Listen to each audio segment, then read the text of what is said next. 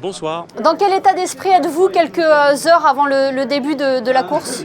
Il y a pas mal d'excitation. On est très content d'être ici à Monaco pour cet e-prix et en plus un petit peu à la maison. Donc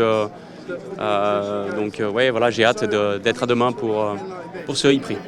Et de s'exprimer, une victoire, un podium cette saison après 6 courses, 4e au classement constructeur. Vous jouez clairement le haut de tableau cette année.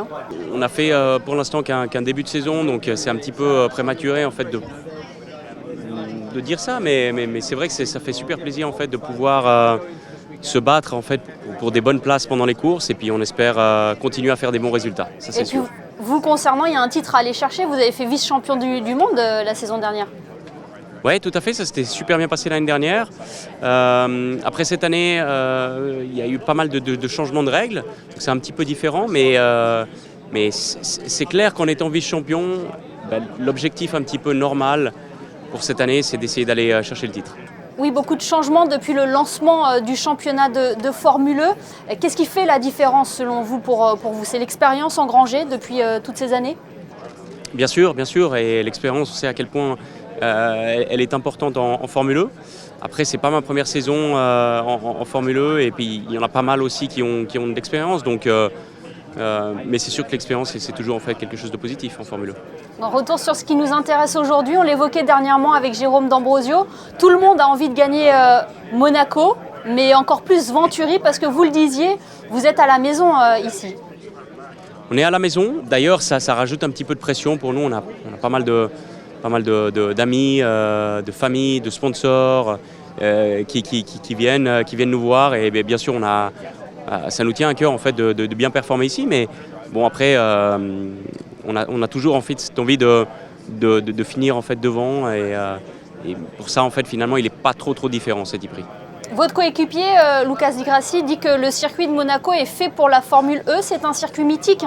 C'est un circuit mythique et légendaire. On a tous en tête les batailles un petit peu légendaires qu'ont pu avoir des Schumacher, Senna, Prost sur ce Grand Prix. Et avoir la possibilité en fait, de courir ici pour nous, c'est exceptionnel. Je pense qu'effectivement, c'est plus simple d'avoir en fait, des shows spectaculaires avec des dépassements en Formule E plutôt qu'en Formule 1. Et donc, je rejoins Lucas sur ce qu'il disait.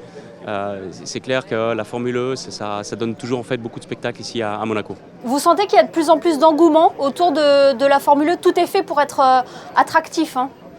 Je pense et j'espère. Après, c'est un peu ce que vise la Formule E. Si on compare la Formule E à la Formule 1, finalement, on est qu'au début en fait, de la Formule E. Et puis, on va devoir continuer sûrement le développement du championnat et puis des voitures, mais je pense qu'on est en bonne voie et ça fait plaisir en fait à voir. Vous parlez de développement de voitures, la Gen 3, la monoplace sur laquelle évolueront les pilotes la saison prochaine a été présentée hier à Monaco.